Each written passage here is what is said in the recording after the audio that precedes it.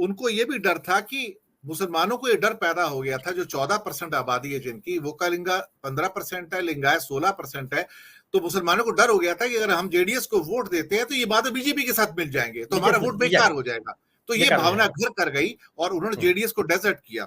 BJP के दो बड़े लीडर जो कि जहर उगलते थे हिंदुत्व के नाम पर, बी श्रीमालू जो कि बेलारी से थे, और सीटी रवि, आपको मालूम है, नाम सुना होगा, जो कि चिकमंगलुरु से है।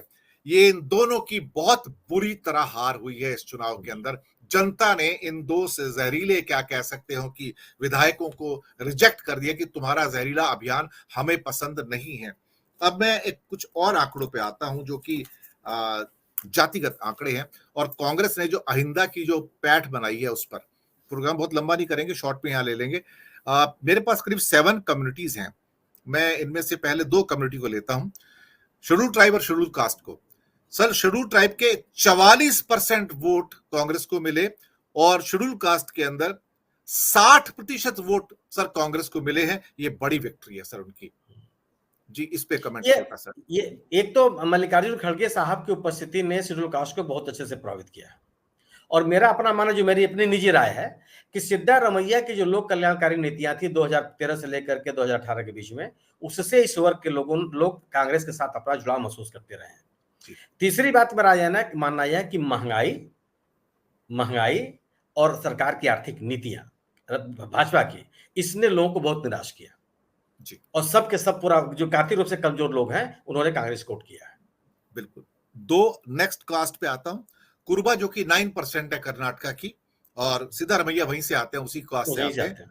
63%, 63% कुरुबा ने कांग्रेस के लिए वोट किया है। और मुस्लिम्स, दिल थाम कर बैठिए दर्शक मित्रों, दिल थाम कर बैठिए, 88% मुस्लिम्स ने कांग्रेस को वोट किया है। 88%, यानी कि उन्होंने पूरी तरह से देखा जाए तो जेडीएस को डेजर्ट कर दिया, और बीजेपी के पास तो खैर जाना ही नहीं था। ये कुरुबा के 63 और मुस्लिम्स के 88%। छोटी टिप्पणी सर। नहीं, अल्पसंख्यकों का वोट तो कंसोलिडेट होना ही होना था, इसलिए एआईएम जैसे लोग कुछ भी काम नहीं कर सकते। ये शायद बजरंग बली का ट्रैप था, उसकी वजह से। एग्जैक्टली, हाँ, ये बहुत बड़ा रोल अदा किया उसने, क्योंकि बजरंग बली के नाम से हिंदू प्रभावित नहीं हो रहा था, क्योंकि वहां के बजरंग बली के नाम से लोग जाने नहीं जाते, हनुमान जी वहां आंजनेय के नाम से जाने जाते हैं। यह एक गलत कोशिश की इन्होंने।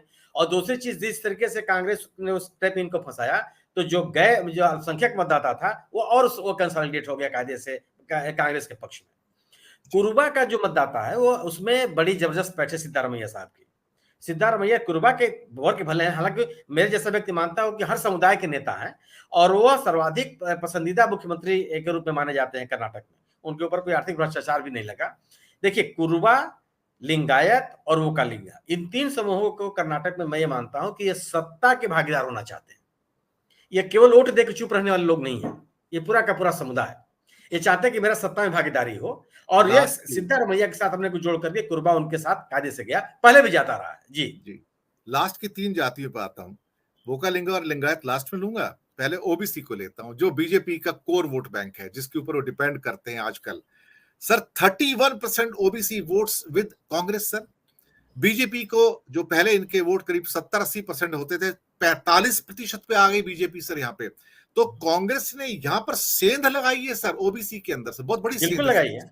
बिल्कुल लगाई, बिल्कुल। जो राहुल गांधी ने वो नारा दिया कि जातिगत जनगणना की, और उसके बाद उन्होंने जो ये बात कही कि ये जिसकी जितनी संख्या भारी उसकी उतनी भागीदारी, इस नारे ने ओबीसी वर्ग को प्रभावित किया। और देखिएगा, यह नारा कर्नाटक के नहीं, राज्य देश के अन्य राज्यों में भी चलेगा।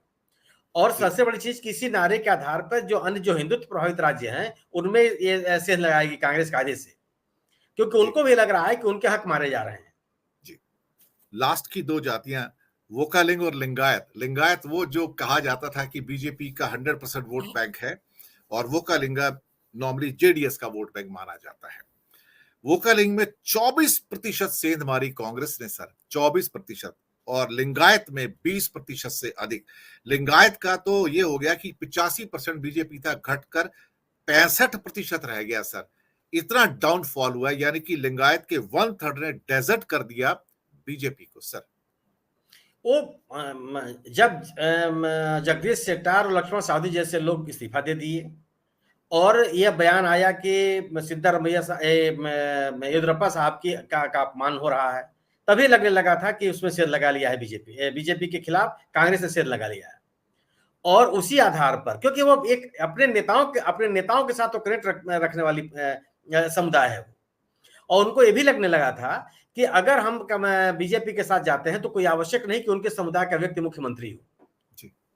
ये भी उनके बीच में संदेश था, लिंगायतों के बीच में। इसलिए उन्होंने साथ छोड़ करके वो चले गए कांग्रेस के साथ कि ये यहाँ बेहतर स्थिति में है वो, और उस समुदाय के मठों और संगठनों ने भारतीय जनता पार्टी का विरोध भी किया। यही स्थिति वोकालिंगा के साथ हुई। एक आखिरी आंकड़ा, भारतीय जनता पार्टी के कितने मेंबर नैरो मार्जिन से जीते हैं अपनी 65 सीटों में सर?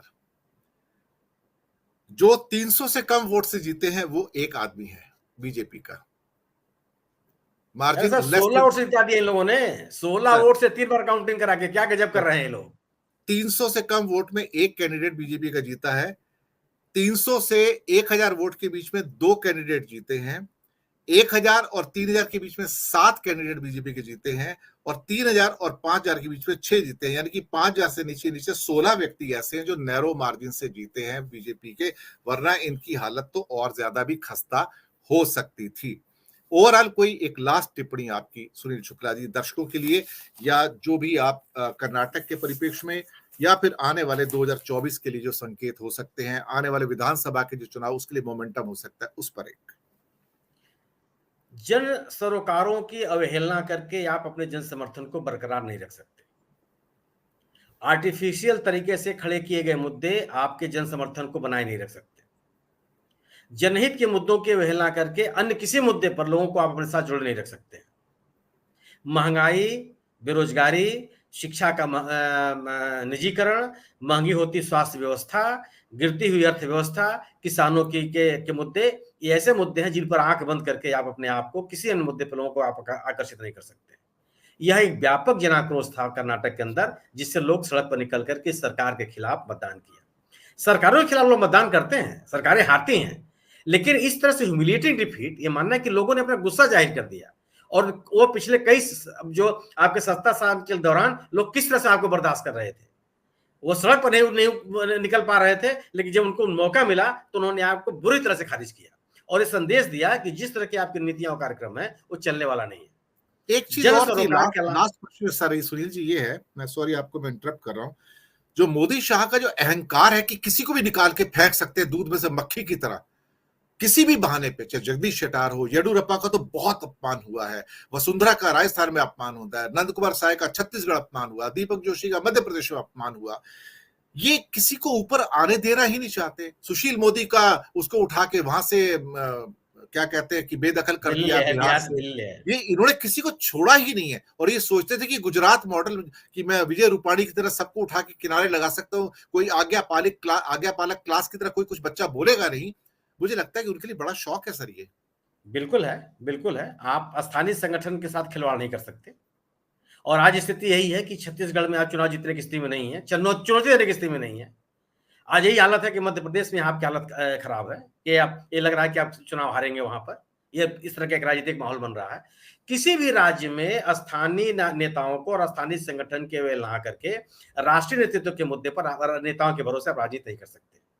ठीक है, केंद्रीय नेतृत्व के लोग लोगों को अपनी तरफ आकर्षित करते हैं, लेकिन पूरे के पूरे चुनाव अभियान को जारी रखने के लिए और स्थानीय स्तर पर लोगों के का संपर्क कनेक्ट बनाए रखने के लिए आपको स्थानीय नेतृत्व और स्थानीय संगठन की आवश्यकता है ही है।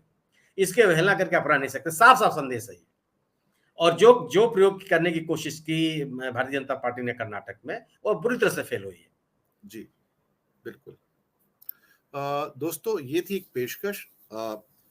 आप उन मीडिया चैनल्स पे मत जाइए जो बार बार आपको इस बात का रिमाइंडर दे रहे हैं कि भारतीय जनता पार्टी का वोट बैंक 36% पे 36% टिका हुआ है। अगर 36 पे टिका तो 40 सीटें कैसे कम हुई, जरा सोचिएगा इस बात पे। ये मजाक नहीं है, कहीं ना कहीं वो रिफ्लेक्ट हुई है जो आपकी सारी की सारी जो इनएफिशिएंसीज हैं, जो नॉन प्रोडक्टिविटी है, और वन मैन डिपेंडेंस, यानी कि एक आदमी को आप सोचते हैं कि वो आएगा और 4 दिन अपना चुनाव प्रचार करेगा और स्वीप करके ले जाएगा। माफ कीजिएगा, मोदी जी का मैजिक नहीं चल रहा है इस समय, और एक के बाद एक, हिमाचल के बाद कर्नाटक जो डिफीट्स आई हैं, इवन नॉर्थ ईस्ट में भी जो उनकी विक्ट्री है कुछ है ही नहीं, वहां भी त्रिपुरा में वोट बैंक और उनकी सीटें कम हुई हैं। मेघालय में 2 से 3 सीट नहीं जितवा पाए मोदी जी, नागालैंड में 12 की 13वीं सीट नहीं जीत पाए। तो ये पूरा का पूरा साल उनके लिए बुरी न्यूज लेके आया है, और अब चेहरे से भी मोदी जी थके हुए नजर आ रहे हैं। पर हाँ, उन्हें पुष्प वर्षा का बड़ा शौक है आजकल, ये कुछ समय से चल रहा है कि वो शायद अपने आप को ईश्वर की तरह प्रोजेक्ट करना चाहते हैं। लेकिन जब आप सारे कैडर ही खत्म कर देंगे, नीचे का सेकंड रंग एक मोदी जी और हेमंत बिस्वा शर्मा को छोड़ दो, तो बाकी कोई कुछ बचता नहीं है। लोकल सेटअप्स कोई है ही नहीं वहां पर, सबको आपने खत्म कर दिया है। मोदी जी, आप अकेले सबको नहीं जिता सकते हैं, और शायद ये कहानी 2024 में भी रिपीट होगी और नवंबर में भी रिपीट होगी। इन्हीं शब्दों के साथ मैं लूंगा दर्शक मित्रों आपसे आज्ञा। और सुनील शुक्ला जी, आपका बहुत बहुत शुक्रिया कि आपने समय निकाला, हमारे साथ जुड़े और महत्वपूर्ण जानकारियां लोगों तक पहुंचाई। धन्यवाद आप सबका।